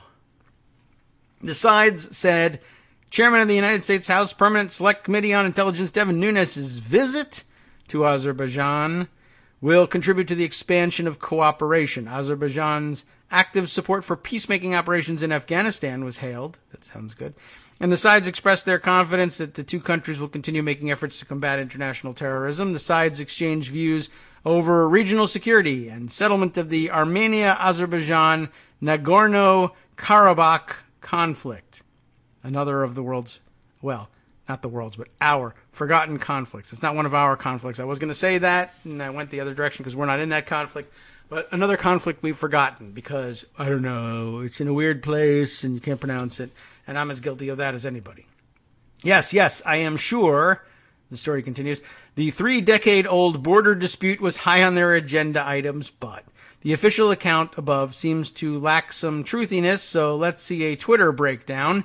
Couple of tweets from Olga Lautman. Olga Lautman, let's click on it and see who's Olga. She is the New York City freelance investigative journalist documenting members of the Trump regime and monitors Russian and Ukrainian news. All right, well, we'll have to take that at face value for the moment. Olga says, can someone tell me what Devin Nunes is doing in Azerbaijan? On a side note, Trump's business partner Agalarov's son used to be married. Oh, are they divorced now? To the president's daughter. Strange place to visit on break, apparently, and I don't know that it necessarily is. Emin Agalarov, of course, son of Aras Agalarov, an Azerbaijani-Russian billionaire, married at one point anyway to Leyla Aliyeva, the daughter of the president of Azerbaijan, Ilham Aliyev. The couple have twin sons, Ali and Mikhail, and a daughter, Amina. They divorced in May of 2015. Okay, and, well, that's interesting. And reminding us, another tweet from Olga, reminding us who is Emin Agalarov. We know who he is and that he set up the meeting. Let's see, Barbette here tweeting, give me a break. Rand Paul goes to Russia. Devin Nunes goes to Azerbaijan. Are they planning an exit strategy? Other further disruptive tactics, et cetera, et cetera. So lots of people speculating on this stuff. And, of course, a quick reminder from a clip from New Yorker magazine that Azerbaijan also the site of Trump's money laundering Baku project, Donald Trump's worst deal, the title of their piece on his hotel in Azerbaijan. And that was the one that I think at one point he put Ivanka in charge of, and then, it turned out to have been financed in part by Iran's Revolutionary Guard. So maybe that's bad too, et cetera, et cetera. Not a lot of good things going on for the Trumps in Azerbaijan. So we'll see. Not much in the way of actual revelations from reporters about what they might actually have been doing there. Just a question, and we're going to have to keep an eye, always keep an eye on where Devin Nunes is. And he's rarely up to any good, even when he stays in the United States. So the idea that he would be flying around the world and to former Soviet republics in particular is always at least a little worrisome. All right, let's see. Other interesting things. This one we'll save for tomorrow. And rather than tease you with it, I'll just say, okay, we'll get to that one later on. Here's another story or two that deserves some time. Let's see. One was a tweet from Adrian LaFrance, editor of The Atlantic. I did not know that. Okay, excellent. I read a lot of things from The Atlantic. Editor-in-chief or an editor, I'm not sure which. I don't keep up on those things, but The Atlantic's doing a bang-up job these days. Sometimes they lay an egg too, but whatever. Adrian herself has this to say. The Trump campaign appears to be selling the logo rights to the Space Force. Now he keeps announcing we're going to have Space Force all the way. The most juvenile thing possible to say about the also most juvenile possible proposed branch of the armed forces, but whatever. They're selling the logo rights. It doesn't have one yet. Of course, nothing is official about the Space Force at this point, but they're selling like Space Force logo, proposed logo, T-shirts, patches, hats, I don't know what. But pointing out correctly here, Adrian says, in exchange for campaign donations, they're selling the logo rights to this Space Force thing, turning the government, once again, into a tool for Trump's own political and probably personal enrichment. Space Force is peak Trump. is the name of the piece in The Atlantic written by David Graham, and I guess edited, or at least passing across Adrian's desk, too. So, real interesting. And so, yeah, the deal is the Trump re-election campaign sent an email inviting supporters to vote on a logo for the Space Force. And they gave a couple options, and they're all mostly terrible and pretty juvenile, to be quite honest, and whatever. And lots of them have like rocket ships, like cartoonish rocket ships in them. So I hope none of those wins. I said waits because one of them says Mars awaits in Space Force. And I've never really been clear. I never bothered to read what does Trump really want Space Force to do. I realize that there's like actual, military operations that take place in space or that involve space. And, there's a space command in the Air Force, and I could see the most adult possible explanation for Space Force could be, well, we'd like to separate that out of the Air Force and leave the Air Force in charge of air breathing, as they might call it. In other words, atmospheric threats and our countermeasures to them and our defensive measures, whereas Space Command would take care of the higher elevation work above and outside of the atmosphere. Though, say, things like intercontinental ballistic missiles do a little bit of both, and there'll be crossover, and there's nuance to everything. You see, you can't just draw lines in black and white. Okay, here's another story well worth noting. This one from Mother Jones and Pema, say Pema, you think, or Pema? P-E-M-A. Pema Levy has this tweet. It's not just Chris Kobach. 3 vote-suppressing secretaries of state are overseeing their own elections in 2018. I don't think we got a chance to mention it the other day. But yes, if there's a recount of some kind in Chris Kobach's race, he, as Secretary of State, will be overseeing the process, which is probably, by most civilized nations regarded as something of an amazing conflict of interest. But he has announced already he's not recusing himself from it. I don't know whether that's going to change or whether the courts will intercede. But once again, something that no other politician would likely consider doing. Kobach is going to charge in, and what do I care? And if the courts tell me they're wrong, they're the ones that are wrong. They're pre-wrong in this, and Brett Kavanaugh and I will take care of it. We know what we're doing. We went to Harvard and Yale and whatnot, and so all these stupid judges that like the ones I listed for you earlier, are all going to be overturned eventually because we say so, because we're gimmitarians.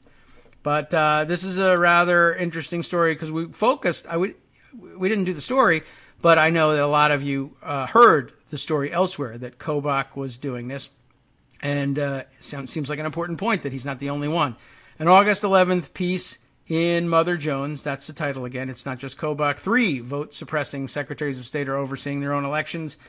Let's quickly get to it. Tuesday's too close to call Republican primary election for Kansas governor has plunged the state into an ethics crisis. Not an ethics crisis. Oh, no. Let's have some sound.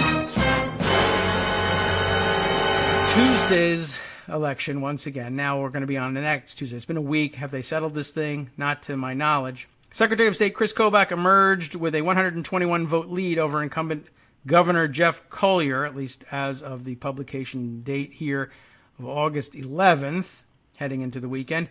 But Kobach, the most prominent national advocate for policies that make it harder to vote, is in charge of overseeing the state's elections. That's his passion. That's what he loves to do with his position. After days of mounting pressure, Kobach on Friday agreed grudgingly, is that right, to let his top deputy oversee the recount. Still, maybe it's been updated now. Okay, still, that doesn't negate the glaring conflicts of interest in a race where a candidate has shaped the state's election policies from the start. And if he emerges on top, will oversee his general election race this fall. This episode highlights an oddity of state-level politics, secretaries of state presiding over their own elections. I guess that probably would happen fairly frequently since people use it as a stepping stone to new positions. But I guess in places where they win overwhelmingly or get crushed, it just doesn't come up very often. This year, three Republican secretaries of state with a history of restricting access to the ballot, because that's what Republican secretaries of state do, will be presiding over elections in which they are a candidate for higher office. The potential for conflict is not new, nor is it not limited to one party. How do I take that? I mean, that's probably actually true. It is. Anyway, but in an era where voting rights are an increasingly partisan issue, which is amazing, having politicians overseeing elections, particularly their own, creates an additional incentive for dishonest or politically motivated election oversight. Yep. It's a problem that most Western democracies don't have. Instead, nonpartisan professionals administer elections. But in the United States, says Rick Hazen, an election law expert at the University of California Irvine School of Law, we've talked about him before, conflicts of interest are inevitable. Many elected secretaries of state with aspirations to higher office feel an allegiance to their party, whose support they'll need. Yep. But the problem is of a different magnitude when the elected official is supervising an election or a recount where the Secretary of State himself or herself is on the ballot. Hazen said in an email, There, the conflicts of interest is extreme. The conflict is extreme, obviously, and the best course of action is for the Secretary to recuse from all decisions involving the counting of votes, recounts, and any further legal or administrative action. No person should be a judge of his or her own case. Kobach has insisted there is no conflict overseeing a recount of his own race. The recount thing is done on a county level, so the Secretary of State does not actually participate directly in the recount, Kobach said. So why not recuse, right? Well, eventually I guess he did. That's what he said on Wednesday, 2 days before he did, in fact, recuse himself, allegedly. But, you know, I guess that's another thing. I mean, for someone like Chris Kobach, I recuse myself. What does that mean? That means I've said I recuse myself, so if you find out that I didn't recuse myself and accuse me of it, you're wrong. Because I said I recused myself. And I went and did all the things I was going to do anyway, but I said the magic words.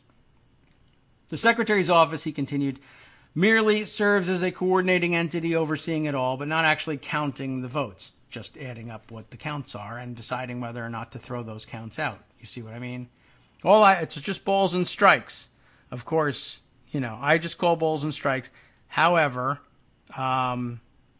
you've all just struck out.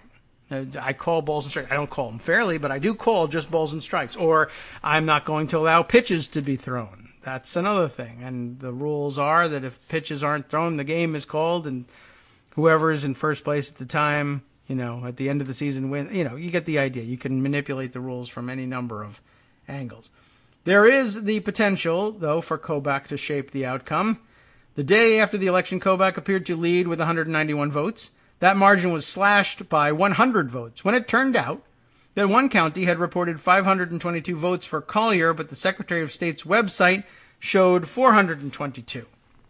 The county clerk blamed Kobach's office for entering the wrong number into its system. Whoops. Kobach's lead grew to 121 on Thursday when certain county vote totals were adjusted. A spokesman for Collier also told the Kansas City Star that Kobach's office had instructed local officials to disregard mail-in ballots if the postmark is smudged. Collier is counting on mail-ins and provisional ballots to erase his deficit in the race.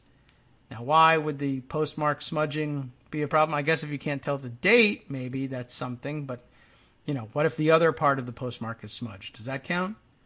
Even before Tuesday, Kobach helped set the policies that determined who could vote in Kansas in the first place, right?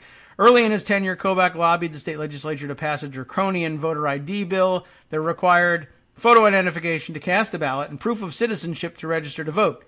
Due to this provision, between 2013 and 2016, more than 16,000 people had their voter registrations canceled, and more than 31,000 Kansans had been blocked from registering to vote. In June, federal judge Julie Robinson threw out the proof of citizenship requirement because, quote, the magnitude of potentially disenfranchised voters cannot be justified by the scant evidence of non-citizen voter fraud. So I guess open question, how many of those people heard the news and went back and registered and did so successfully? Because I would say that of the 16,000 people who wanted to vote but had their registrations canceled, or 31,000 people blocked from registering to vote, and if some of them had been, or all of them had been blocked wrongly, I would suspect that in their first opportunity to vote for or against the guy who did that to them, that they would probably be strongly inclined to vote against that person. although not all of them would have been voting in the Republican primary. That's true. 2 other Republican secretaries of state, though, that's the point of this article, who have pushed for similarly restrictive voting regulations are also running for higher office and overseeing their own races. Brian Kemp, you know that guy because he's the Secretary of State of Georgia, and he recently won his state's primary for governor in July. Kemp has been the subject of multiple lawsuits alleging that his office failed to process the registration applications of minority voters. Last year, Kemp's office settled a federal suit that accused his office of disenfranchising minority voters by rejecting registration applications on which the applicant's personal information did not exactly match their information in state databases. On several occasions, his office has responded to these allegations by investigating the voter advocacy groups and the ones that tried to help people. Oh, when I registered for my driver's license, I gave them my full name and my middle initial, David J. Waldman.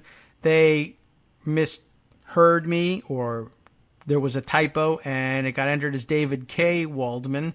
And now I've registered to vote, and I say my name is David J. Waldman, because it is. But the DMV says David K. Waldman. Something's wrong here. And rather than saying you need to have your license corrected, they just say, well, there's a conflict, and what we do with that is you're not allowed to register to vote. Gee whiz. In Ohio, Republican Secretary of State John Husted, I don't know, Husted, how does he say it? H-U-S-T-E-D. Ohio people may have no idea.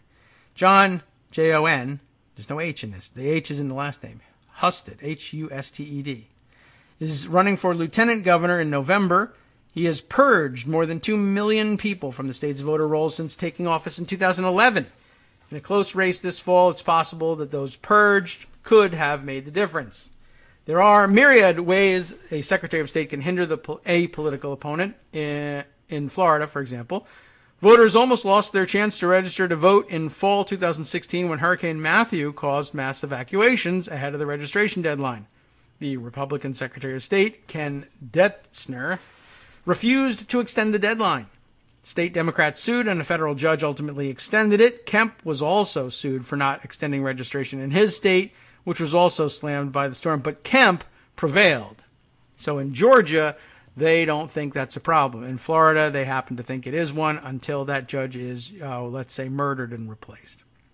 The most infamous, and our author here says famous, case of a Secretary of State with a conflict of interest came in 2000 when Florida Secretary of State Katherine Harris, co-chair of George W. Bush's Florida campaign, oversaw the Florida recount that handed Bush the presidency. Yep. 4 years later, Ohio Republican Secretary of State Ken Blackwell, the guy who I thought was Michael Steele the other day. Very good. Totally not racist. Good thing to do there, Dave. Co-chaired Bush's Ohio campaign while overseeing the election in the hotly contested swing state. Blackwell was sued for engaging in voter suppression tactics targeting Democratic voters, including instructing local poll workers to deny provisional ballots to voters who didn't meet certain criteria. Couldn't even get a provisional ballot. In another maneuver, he required all voter registration applications to be submitted on 80-pound cardstock. That was a good one, wasn't it? In 2006, Blackwell remained Secretary of State while running for governor. Let's see. There's a little bit more here. Do you want to know a little bit more about what a bad guy Blackwell was? There's only 2 more paragraphs. Blackwell forced Ohio to grapple with an ultra-partisan Secretary of State using his office to influence an election.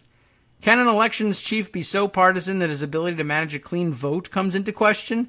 The Columbus Dispatch asked in a 2005 editorial. In Blackwell's case, yes. In 2007, experts at Ohio State University studied Blackwell's tenure and recommended that the state make the Secretary of State position nonpartisan. Doesn't help a whole lot, but okay. Last year, Blackwell was named to Trump's Voter Integrity Commission, overseen by Kobach, which was a farce to begin with. I didn't even remember that part.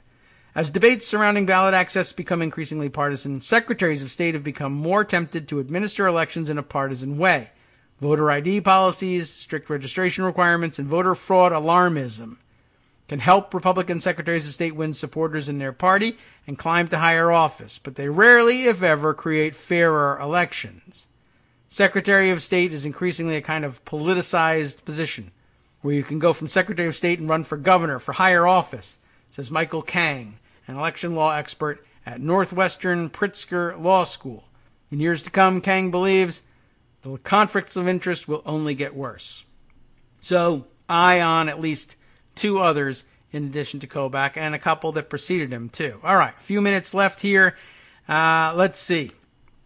Got a piece here which we might be able to cram in, but, well, I'm starting to doubt it if the computer's not responding very quickly. But I recommend it to you. Ordinarily, I don't know how I'd feel about this one, but you all have arrived at this conclusion already. Anyway, let's take a look. The opinion piece from the end of last week, Ann Applebaum in the Washington Post. Are you still sure there's no need to worry? Summed up a lot of our fears and worries. Don't worry. The institutions will stop him. You know who we're talking about. Or, don't worry. He hasn't done any real damage yet. The institutions have stopped him. How many times have you heard some version of this analysis since the election of President Trump? Sometimes the speaker is an optimist, someone with faith in the U.S. Constitution. Sometimes the speaker is a skeptic, someone who dislikes the alleged hysteria of those who think Trump's corrupt habits, autocratic language, and authoritarian behavior are doing lasting damage. Either way, they are reassured and reassuring. Congress will stop him. Who says that? The judiciary will stop him. I have a list of places that they have. The FBI, the Republican Party, the Constitution will stop him. Don't worry. But America's federal institutions are not the only ones designed to prevent someone like Trump from undermining the Constitution. We have other kinds of institutions too, legal organs, regulatory bodies, banks, that are supposed to prevent men like Trump from staying in business. This is the key part here, let alone acquiring political power. The truth is that many of these equally important American institutions failed a long time ago. Trump is not the cause of their failure, he is the result. Some of that institutional failure is on display at the trial of Paul Manafort, Trump's 2016 campaign chairman. Here's a man who is alleged to have declared income as loans, concealed foreign bank accounts, and lied about money that Ukrainian oligarchs / pirates / mobsters were paying him via shell companies in Cyprus. For decades, in other words, U.S. law enforcement institutions were unable to spot the money laundering, tax evasion, and fraud that his partner Rick Gates spent several hours describing, even when carried out by a prominent person. As long ago as 1985, Manafort's name featured in Jacob Weisberg's still famous New Republic cover story about Roger Stone, then his consulting partner. The headline, "The State-of-the-Art Washington Sleazeball." For decades, Manafort's political consultancy, and that's in scare quotes, has helped crooks and autocrats retain power.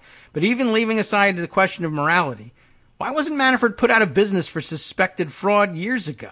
Or Donald Trump? That's the whole point of this. Did the police not have the resources, the motivation? Whatever the reason here, for the optimists and skeptics is a clear institutional failure. A society allegedly obsessed with law and order, so much so that it has the highest incarceration rates in the world for black people, couldn't be bothered to investigate a famously sleazy white man who was spending hundreds of thousands of dollars on antique rugs and men's suits in Northern Virginia. And by the way, what's the big complaint about black people who become rich because they happen to be famous and highly able sports figures? Well, they spend all their money on, I don't know, antique rugs and men's suits. But the weird colors of suits, that's the thing, you see? They got no respect. Get a gray suit. The same kinds of failures appear in Trump's own career. This is the big point. Nearly 40 years ago, in 1980, Trump employed 200 illegal Polish workers to destroy the Bonwit Teller department store, a historic building on Fifth Avenue, to make way for what would become Trump Tower. The men earned half the union wage and worked in 12-hour shifts without hard hats. At one point, their contractor stopped paying them. Eventually, they sued. In 1998, Trump paid $1.375 million to settle the case. Trump broke immigration law and employment law, violated union rules, yet neither immigration authorities nor employment regulators nor union bosses put him out of business. Why not? Why were the terms of that settlement kept confidential? Why, with his track record, was he allowed to get a casino license, building permits? Wall Street banks did, it's true, stop lending to him, but when he began looking for cash abroad, doing extremely dodgy deals in Georgia and Azerbaijan, for example, no one stopped him. As Adam Davidson of the New Yorker has written, so many partners of the Trump Organization have been fined, sued, or criminally investigated for financial crimes, it's hard to ascribe the pattern to coincidence or even to shoddy due diligence. But shoddy due diligence usually brings legal consequences. Why wasn't the company shut down years ago? There is more. Turn over one stone and you'll find another.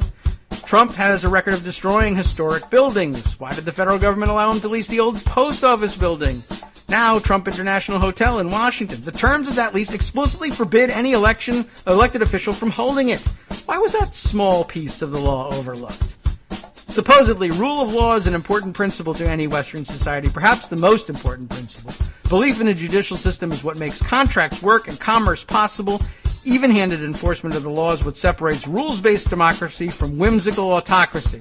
Listen closely as Manafort's trial unfolds. Long before Trump got to Washington, and long before Manafort helped him get there, judicial and law enforcement institutions failed to stop them. Are you sure that there is no need to worry?